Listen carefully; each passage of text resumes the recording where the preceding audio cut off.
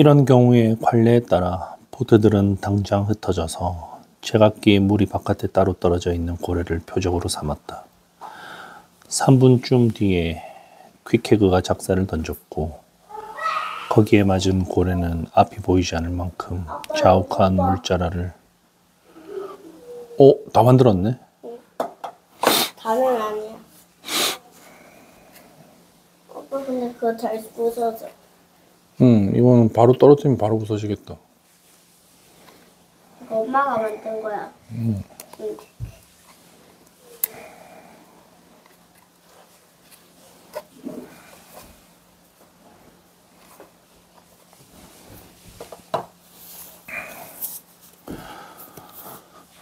다시 읽겠습니다. 제각기 물이 바깥에 따로 떨어져 있는 고래를 표적으로 삼았다. 3분쯤 뒤에 퀵해그가 작사를 던졌고 거기에 맞은 고래는 앞이 보이지 않을 만큼 자욱한 물보라를 우리 얼굴에 뿌리면서 고래무리의 중심을 향해 번개처럼 도망쳤다. 그런 상황에서 작살에 맞은 고래가 그런 움직임을 보이는 것은 결코 전례 없는 일은 아니고 오히려 늘 예상하고 있는 일이다. 그런데도 이것은 고래잡이들에게 중대한 위험이 된다. 그 빠른 괴물이 여러분을 광란의 무리 속으로 점점 더 깊이 끌고 들어가면 여러분은 분별 있는 삶에는 작별을 고하고 미친 듯한 흥분 상태 속에서만 살게 되기 때문이다. 장님에다 귀머거리인 고래가 제 몸에 달라붙은 강철 거머리를 순전히 빠른 속력만으로 떼어버리려는 것처럼 앞으로 돌진할 때, 그래서 우리가 바다에 하얀 상처를 내며 날듯이 달릴 때, 그런 우리 주위에서 이리저리 미쳐 날뛰는 고래들이 사방에서 우리를 위협할 때, 고래들에게 포위된 우리 보트는 마치 폭풍우 속에서 빙산에 둘러싸인 배가 언제 빙산들 틈에 갇혀서 짓뭉개질지 모르는 상황에서 복잡한 수로와 해협을 뚫고 나가려고 안간힘을 쓰는 것과도 같았다. 하지만 퀵해그는 조금도 겁내지 않고 단호히 배를 몰았다. 우리 앞길을 각장 가로지르는 괴물을 살짝 피하기도 하고 거대한 꼬리를 우리 머리 위로 치켜올린 고래로부터 조금씩 천천히 멀어지기도 했다. 그동안 내내 스타벅은 창을 들고 뱃머리에 서 있었지만 창을 길게 던질 기회가 없었기 때문에 우리 앞을 가로막는 고래를 닥치는 대로 쿡쿡 찔러서 보트가 나아갈 길을 열어주었다. 노잡이들도 본래의 의무는 완전히 면제받았지만 빈둥거리며 놀지는 않았다. 그들은 주로 고함을 지르는 일을 맡았다. 어서 피해요 대장 하고 한 선원이 외쳤다. 혹이 달린 거대한 고래가 갑자기 수면으로 올라와 우리를 물속에 처박으려 했기 때문이다. 또 다른 선원은 다른 고래가 우리 뱃전에 바싹 다가와서 더위를 식히듯 부채처럼 생긴 꼬리로 조용히 부채질을 하자 야 꼬리를 내려 하고 고함을 질렀다. 모든 포경보트에는 원래 낸터컷 인디언이 발명한 드러그라는 기묘한 도구가 실려있다. 같은 크기의 굵은 나무 토막 2개를 나뭇결이 직각으로 교차하도록 단단히 묶은 다음 그 한가운데에 상당히 긴 밧줄을 메고 밧줄의 반대쪽 끝은 고리 모양으로 만들어 언제라도 당장 작살을 고정시킬 수 있다. 이 드러그는 주로 시겁한 고래들에게 둘러싸였을 때 쓰인다. 이때는 한꺼번에 추격할 수 없을 만큼 많은 고래가 주위에 모여있기 때문이다. 하지만 향유고래를 날마다 만날 수는 없다. 따라서 가능하면 잡을 수 있는 향유고래는 모조리 잡아야 한다.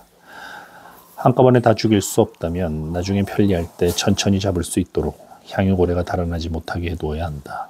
바로 이럴 때 드러그가 필요한 것이다. 우리 보트에는 드러그가 3개나 갖추어져 있었다. 첫 번째와 두 번째 드러그는 명중했고 이목성 아빠 물티슈 좀 갖다 줄래?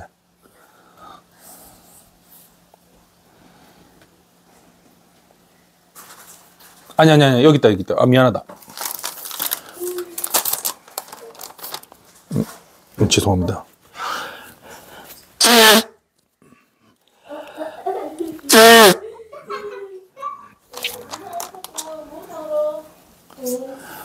첫 번째와 두 번째 드러그는 명중있고 비스듬히 잡아당기는 드러그의 엄청난 저항력에 발목이 잡힌 고래들이 비틀거리며 달아나는 것이 보였다.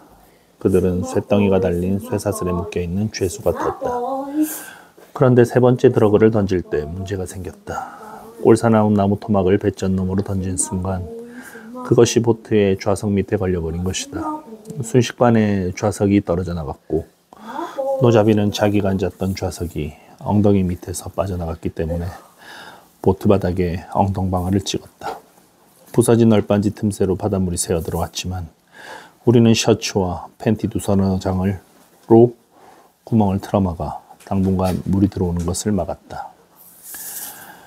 우리가 고래무리 속으로 들어갈수록 작살에 맞은 고래의 속도가 줄지 않았다면, 게다가 소동이 벌어지고 있는 주변 지역에서 점점 멀어질수록 무서운 혼란이 가라앉지 않았다면 드러그에 매단 작살을 던지는 것은 거의 불가능했을 것이다. 우리를 끌고 가던 고래에게서 마침내 작살이 빠지고 녀석이 옆으로 방향을 돌려 사라지자 우리 보트는 그 고래가 떠나갈 때의 반동을 이용하여 두 고래 사이를 지나 고래떼 한복판으로 미끄러져 들어갔다. 마치 산간의 급류에서 벗어나 계곡의 잔잔한 호수로 미끄러져 들어간 것 같았다.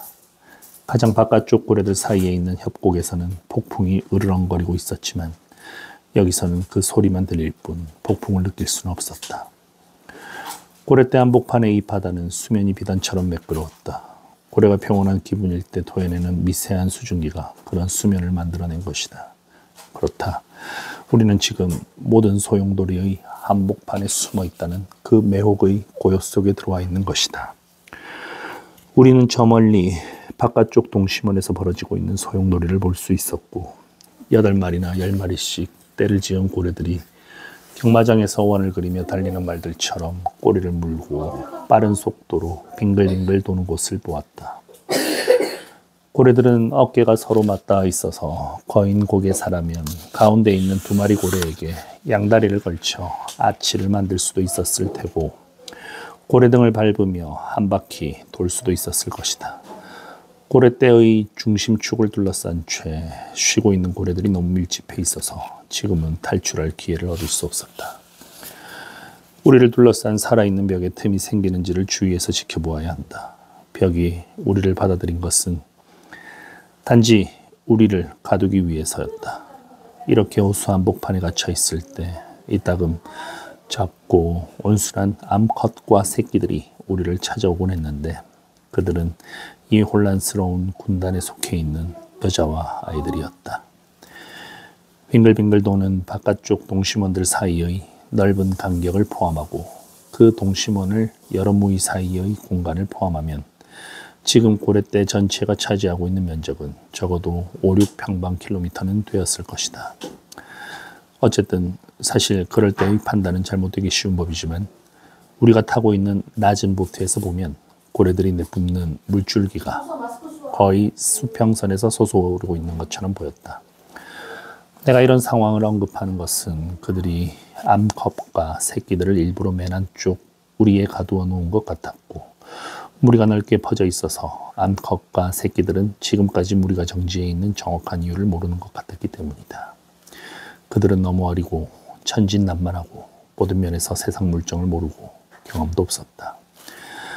어쨌든 이 작은 고래들은 이따금 호수 가장자리로부터 정지해 있는 우리 보트를 찾아오기도 했는데 그들은 놀라운 대담성과 신뢰를 보여주거나 아니면 정말 경탄하지 않을 수 없는 호기심과 두려움을 드러내곤 했다. 그들은 집에서 키우는 개처럼 킁킁거리며 우리 뱃전까지 다가왔고 뱃전을 스치기까지 했다. 어떤 마법이 갑자기 그들을 길들인 게 아닌가 싶을 정도였다. 퀴케그는 그들의 이마를 톡톡 두드렸고 스타벅은 그들의 등을 창으로 긁어주었지만 후환이 들어왔는지 창을 던지는 짓은 당분간 삼가하고 있었다. 하지만 우리가 뱃전 너머로 바닷속을 들여다보니 수면에 펼쳐진 이 놀라운 세계 밑에는 더욱 신기한 세상이 펼쳐져 있었다. 그것은 물로 이루어진 둥근 천장에 매달려 새끼에게 젖을 먹이고 있는 어미들, 거대한 허리둘레로 보아 이제 곧 어미가 되려는 고래들의 모습이었다. 내가 좀 전에 암시했듯이 이 호수는 상당한 깊이까지 투명했다. 젖먹이들은 엄마 젖을 빨 때 두 가지 삶을 동시에 살고 있는 것처럼 엄마의 가슴에서 눈을 돌려 다른 곳을 조용히 쳐다본다. 한편으로는 이 세상의 영향을 섭취하고 또 한편으로는 세상의 것이 아닌 초자연적 회상을 정신적으로 즐기는 듯하다. 그래도 이 새끼 고래들은 우리 쪽을 쳐다보는 것 같았지만 갓 태어난 그들의 눈에는 우리가 한 줌의 모자반으로밖에 보이지 않는 것 같았다. 그들 옆에 떠있는 어미들도 우리를 빤히 쳐다보고 있는 것 같았다. 이 새끼들 가운데 한 마리는 몇 가지 기묘한 특징으로 보아 태어난 지 하루도 안 되어 보였지만 몸 길이는 벌써 4m가 넘고 허리둘레는 2m쯤 되어 보였다. 녀석은 까불면서 장난을 쳤지만 그의 몸은 얼마 전까지 어미의 자궁 속에서 취하고 있었던 그 거북한 자세. 아직 태어나지 않은 고래는 꼬리에서 머리끝까지 당장이라도 뛰쳐나갈 준비를 갖추고 타타르인의 활처럼 잔뜩 웅크리고 있다. 에서 완전히 회복되지 않은 것 같았다. 섬세한 옆 지느러미와 손바닥 모양의 양쪽 꼬리도 다른 세계에서 이 세상에 갓 도착한 갓난아이의 귀처럼 쭈글쭈글 주름 잡힌 모양을 아직도 간직하고 있었다. 밧줄, 밧줄! 퀵해그가 배전 너머로 물속을 내려다보면서 소리쳤다. 작살에 맞았다. 작살에 맞았다. 누가 밧줄을 던졌지? 누가 쏘았지? 두 마리다. 한 놈은 크고 한 놈은 작다. 왜 그래 퀵해그? 스타벅이 외쳤다. 여길 봐. 퀵해그가 아래를 가리키며 말했다. 작살에 맞은 고래가 밧줄통에서 수백 발이나 되는 밧줄을 끌어내듯이 그리고 고래가 물속 깊이 잠수했다가 다시 떠오를 때 느슨해진 채 소용돌이 치는 밧줄이 공중을 향해 나선을 그리며 치솟듯이 어미고래의 탯줄이 길게 꼬여있는 것을 스타벅은 보았다. 어린 새끼는 아직도 탯줄로 어미와 연결되어 있는 것 같았다. 황급히 추격하다 보면 이 천연 밧줄이 어미한테 붙어있는 쪽만 떨어져서 대마 밧줄과 얽히는 바람에 새끼가 공경에 빠지는 일이 심심찮게 일어난다. 바다의 가장 신비로운 비밀 몇 가지가 이 매혹적인 호수 속에서 우리 앞에 밝혀지는 것 같았다. 우리는 깊은 곳에서 젊은 고래들이 사랑하는 것도 보았다. 당황하고 겁에 질린 고래들에게 몇 겹으로 둘러싸여 있으면서도 한가운데에 있는 일불가사의한 고래들은 아무런 두려움도 없이 자연스럽고 태평스럽게 마음껏 즐기고 있었다. 나 역시 폭풍이 휘몰아치는 대서양 한복판에 놀고 있으면서도 그 중심에 있는 조용하고 잔잔한 해역에서 장난치며 즐겁게 놀고 있다. 영원히 사그라지지 않는 공해가 무거운 행성들처럼 내 주위를 돌고 있지만 나는 깊은 밑바닥과 내륙의 깊은 오지에서 아직도 기쁨의 영원한 부드러움 속에 잠겨 있다. 우리가 이렇게 황홀경에 빠져 있는 동안에도 멀리서는 이따금 갑작스럽게 광적인 장면이 벌어져 다른 보트들은 아직도 무리 주변에 있는 고래들에게 드러그를 걸거나 첫 번째 동심원 안에서 고래들과 전쟁을 벌이고 있다는 것을 알려주었다. 동심원 안에는 공간이 충분했고 편리한 피난처도 있었다. 드래그에 걸려 격분한 고래가 이따금 동심원을 가로질러 앞뒤로 마구 돌진하는 광경도 보였지만 마지막에 우리 눈앞에 나타난 것에 비하면 그 정도는 아무것도 아니었다. 유난히 힘이 세고 민첩한 고래에게 작살을 꽂았을 때는 그 거대한 꼬리 힘줄을 자르거나 상처를 내거나 하여 놈이 힘을 쓰지 못하도록 만들어버리는 것이 흔히 쓰는 방법이다. 그럴 경우에는 자루가 짧은 고래 삽을 던지는데 거기에는 삽을 다시 잡아당길 수 있도록 밧줄이 묶여있다.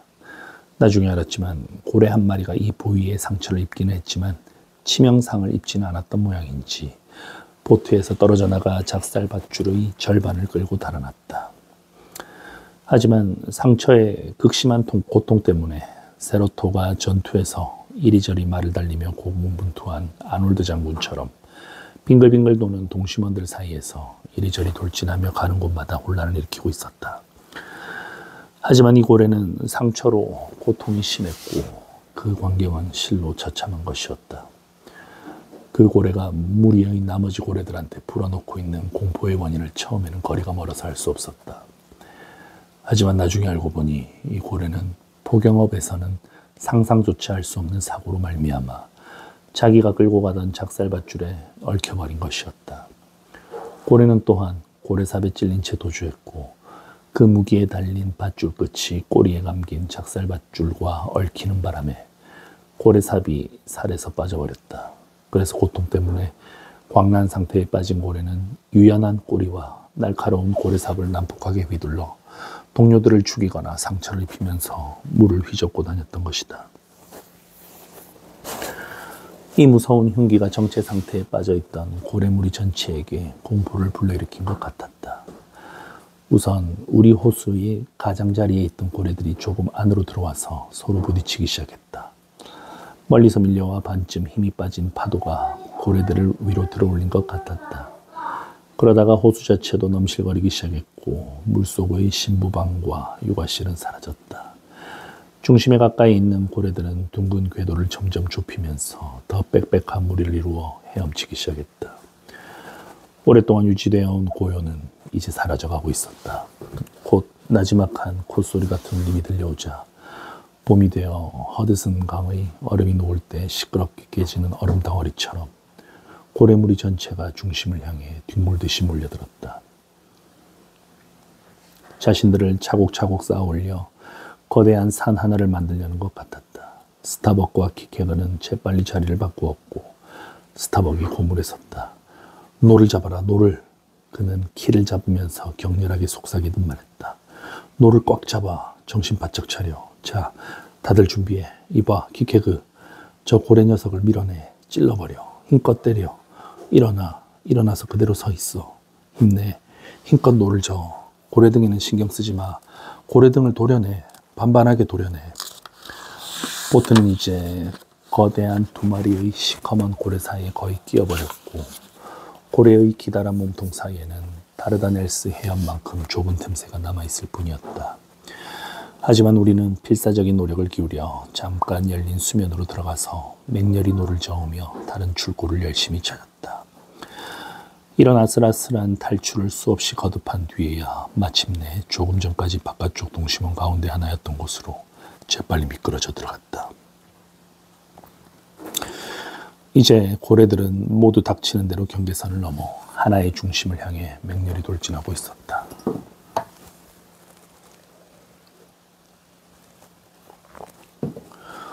이 행운의 탈출은 퀴케그가 모자를 잃어버리는 값싼 대가를 치르고 얻은 것이었다. 퀴케그는 도망치는 고래들을 찌르려고 뱃머리에 서 있었는데 갑자기 널쩍한 고래꼬리 한 쌍이 바로 옆을 스쳐가는 바람에 회오리 바람이 일어나 퀴케그의 모자가 머리에서 보기 좋게 날아가고 만 것이다. 그 일대 해역에서 널리 퍼진 소동은 시끄럽고 혼란스러웠지만 곧 질서정연한 움직임으로 바뀌어갔다. 고래들이 드디어 하나의 밀집 대형으로 운집하여 더욱 빠른 속도로 달아나기 시작한 것이다. 더 이상 추적해봤자 소용없었다. 그러나 보트들은 여전히 고래떼가 지나간 자리에 남아서 드러그에 걸린 고래가 뒤처지면 잡거나 플래스크가 죽여서 표대를 꽂아준 고래를 확보하려고 그 근처를 배회하고 있었다. 표대는 길쭉한 삼각기를 매단 장대인데 어느 보트나 두서너 개는 갖고 다닌다. 가까이에 있는 다른 사냥감을 서둘러 죽여갈 때는 이미 죽어서 물 위에 떠있는 고래의 몸이 이 표대를 똑바로 꽂는다. 이것은 바다에서 고래의 위치를 알려주는 표지인 동시에 다른 포경선에 소속된 보트가 가까이 다가왔을 경우 고래의 소유권이 누구에게 있는지를 보여주는 증거물이기도 하다. 이 추격의 결과는 포경업계의 명언 고래가 많을수록 수확은 적다를 증명하는 것이었다. 드러그에 걸린 고래들 중에서 붙잡힌 것은 단 한 마리뿐이었다. 나머지는 일단 달아났지만 결국에는 나중에 알게 되겠지만 피쿼드호가 아닌 다른 배에 잡히고 말았다. 제88장 학교와 교장. 앞장에서는 향유고래의 거대한 집단 또는 군집에 대해 이야기했고 그렇게 많은 고래가 집결하는 원인으로 생각되는 것도 설명했다. 그렇게 큰 집단은 어쩌다 한번 만나게 되지만 오늘날에도 20마리 내지 50마리 정도의 작은 단체는 종종 관찰된다는 것을 알아야 한다. 그런 작은 무리를 학교라고 부른다. 학교에는 대개 두 종류가 있는데 하나는 거의 전부가 암컷으로 구성된 무리이고 또 하나는 젊고 힘센 수컷, 그래서 흔히 황소라고 불리는 고래들로만 이루어진 무리다. 암컷들만의 학교에는 완전히 자랐지만 늙지 않은 순놈 하나가 언제나 기사처럼 수행하고 있는데 어떤 위기가 닥치면 기사도를 발휘하여 대열의 맨 뒤에 쳐져서 숙녀들의 도피를 엄호해준다. 사실 이 신사는 호화스러운 오스만 제국의 왕으로서 바다의 세계를 유유히 헤엄치면서 애첩들에게 둘러싸인 채 온갖 위안과 애무를 받고 있는 것이다. 이 왕과 애첩들 사이에는 뚜렷한 차이가 있는데 왕은 언제나 고래들 중에서도 가장 큰 몸집을 갖고 있는 반면 애첩들은 다 자란 뒤에도 기껏해야 수놈의 평균 크기의 3분의 1에 불과하다. 사실 암컷은 비교적 가냘프다. 허리둘레는 아마 6m를 넘지 않을 것이다. 그래도 그들이 대체로 풍만한 몸집을 여주한적으로 물려받은 것은 부인할 수 없는 사실이다. 이 애첩들과 왕이 한가롭게 거닐고 있는 광경은 정말 기묘하다. 그들은 언제나 상류사회의 신사숙녀들처럼 느긋하게 변화를 찾아 끊임없이 움직인다.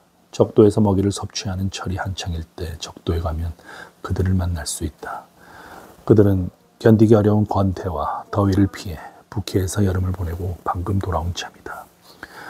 잠시 적도의 산책길을 어슬렁어슬렁 오르내린 뒤에는 서늘한 계절을 기대하고 동방의 바다로 떠나서 또다시 찾아올 더위를 피한다.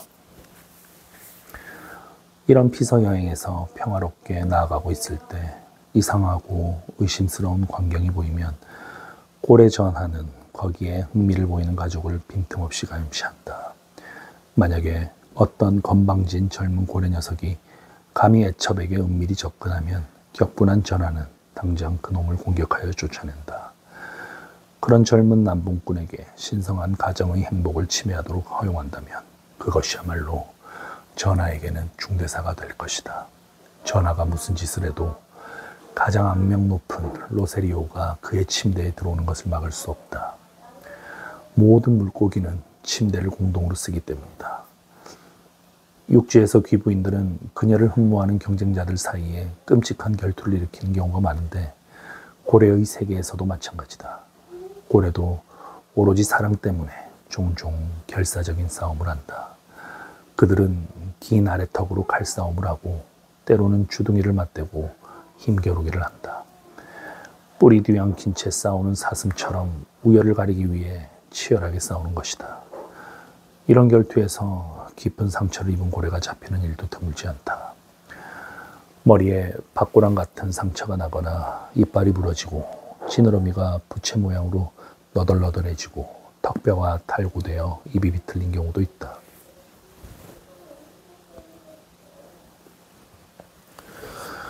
하지만 가정의 행복을 침범한 남봉꾼이 전하의 공격을 받고 잽싸게 주랭랑을 쳤다면 이번에는 전하의 거동을 관찰하는 것도 아주 재미있다.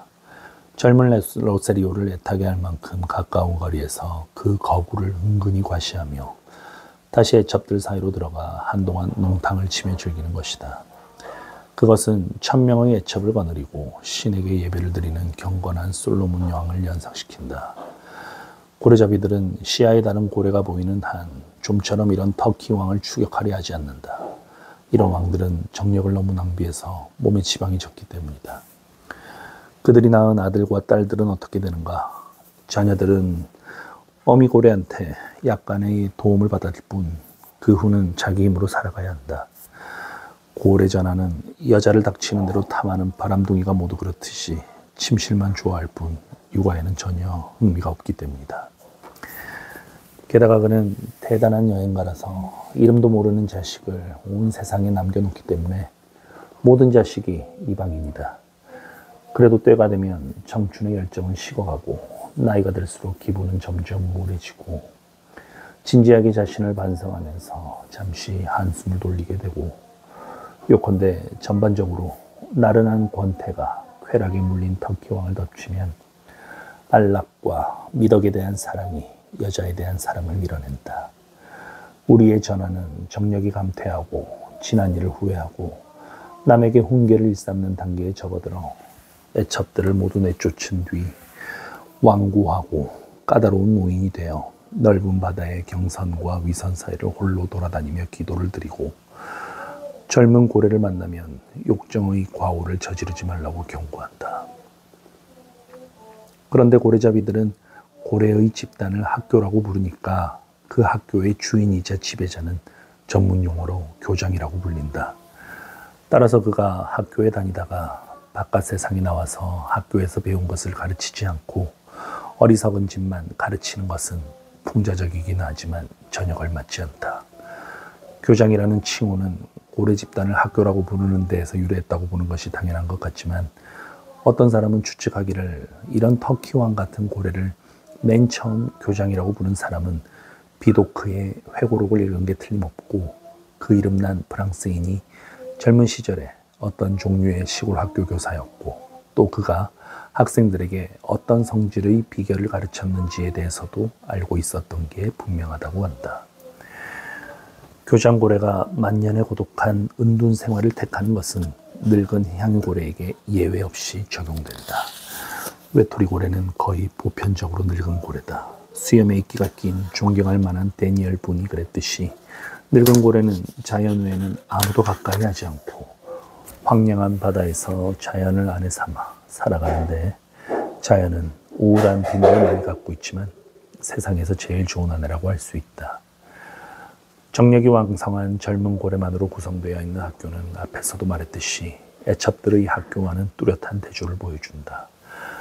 암고래는 본래 겁쟁이인 반면 40통짜리 황소라고 불리는 젊은 수고래는 모든 고래 중에서 가장 호전적이며 우리한테 가장 위험한 상대로 널리 알려져 있다. 그들보다 위험한 고래는 간혹 만나게 되는 회색머리의 고래뿐이다. 이 놀라운 회색고래는 지독한 통풍 때문에 약이 바짝 오른 냉혹한 마귀처럼 당신과 싸울 것이다. 황소들의 학교는 애첩들의 학교보다 규모가 크다. 그들은 젊은 대학생 집단처럼 싸움과 장난과 심술을 일삼고 무모하게 까불면서 세상을 설치고 돌아다니기 때문에 분별 있는 보험가라면 예일이나 하버드 대학의 난폭한 젊은이와 마찬가지로 그들도 보험에 가입시키려 하지 않을 것이다. 하지만 그들도 오래지 않아 이 방종하고 우절제한 생활을 청산하고 4분의 3쯤 자라면 뿔뿔이 흩어져서 제각기 정착지, 즉 애첩들을 찾아 헤매게 된다. 암고래 학교와 수고래 학교의 또 다른 차이점은 암컷과 수컷의 특징을 더욱 뚜렷이 보여준다. 누군가가 40통짜리 황소를 잡으면 가엾게도 동료들은 모두 그를 버리고 달아나 버린다. 하지만 애첩학교의 학생 하나를 잡으면 친구들은 온갖 걱정스러운 몸짓을 하면서 그녀 주위를 헤엄치고 때로는 너무 가까이에 너무 오래 머물러 있다가 자기까지 희생되는 경우도 있다. 모비딕 오늘 여기까지 읽겠습니다. 고맙습니다. 하시는 일 모두 잘 되실 겁니다. 즐거운 연말 보내십시오. 안녕히 주무십시오.